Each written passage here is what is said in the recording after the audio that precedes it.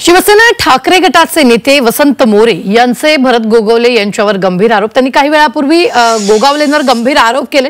निवडणुकीच्या पूर्वी भरत गोगावले यांनी त्यांच्या घरी ओम भट स्वाहा म्हणत अघोरी पूजा केल्याचंही त्यांनी म्हटलंय। उज्जैनच्या बगलामुखी येथून साधू महाराज आणून गोगावलेंनी निवडणुकीच्या पूर्वी ही अघोरी पूजा केल्याचं मोरेंनी म्हटलंय।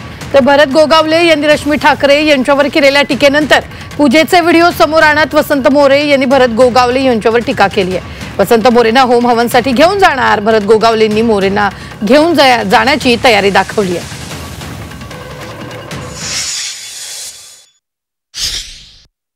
इस 17 ऑक्टोबर 2024 ला जो तुमच्या घरामध्ये तुम्ही बागलामुखी म्हणून जे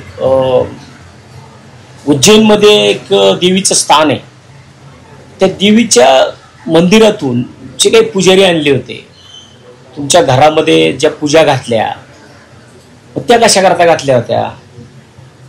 त्या पूजा तुम्ही घरामध्ये बोलवून महाराजांची पूजा केली। ते 11 महाराज बोलवले, त्या 11 महाराजांकडनं घरामध्ये पूजा करून घेतल्या, त्यांच्या पूजा केल्या त्या महाराजांच्या।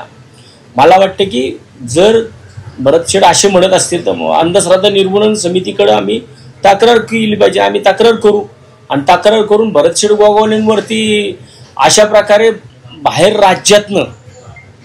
राज्यातनं मांत्रिक आणायचे, घरामध्ये पूजा घालायच्या, हे कितपत योग्य आहे? घरामध्ये पूजा घालून तुम्ही आघोरी पूजा आहे, व्हिडिओ आहेत ते। आम्ही बगलामुखी मातेच्या इथं गेलो होतो, तिथं जे काय होम हवन असतं ते केलं, सगळेच करतात तिथं, असं काय नाही आहे। लाईनीत सगळे आमच्या बरोबर इतर काही मंडळी बसलेले होते आणि तो होम हवन असतो, तो होम हवन त्यांच्या पद्धतीप्रमाणे जे काय ब्राह्मण 11, 12, 15 काय असतं ते करतात, त्याप्रमाणे आम्ही तो केला होता। आता हे जर वसंत मोरेने पहिलं जर आम्हाला विचारलं तर त्यांना पण घेऊन गेलो असतो आम्ही, त्यांनाही सांगितलं असतं, तर त्यांना निवडणुकीला उभं राहायचं होतं तर त्यांनी काही लोकांचा सल्ला पण घ्यायला पाहिजे होता, नाही तर डिपॉझिट जप्त झालं नसतं त्यांचं, आणि त्यांना पुढच्या वेळेला मी स्वतः घेऊन जाईल। वसंत मोरे यांनी भरत गोगावले यांनी आघोरी पूजा केलेली आहे असा एक आरोप केलेला व्हिडिओ पाहण्यात आलेला आहे। आणि त्याचबरोबर गोगावलेंच्या घरी जो होम हवन करतानाची जी पूजा आहे, खरं तर ती पूजा बघत असताना याच्यामध्ये कोणताही आघोरी प्रकार वाटत नाही। आघोरी प्रकार म्हणजे काय ते पहिल्यांदा समजून घेतलं पाहिजे।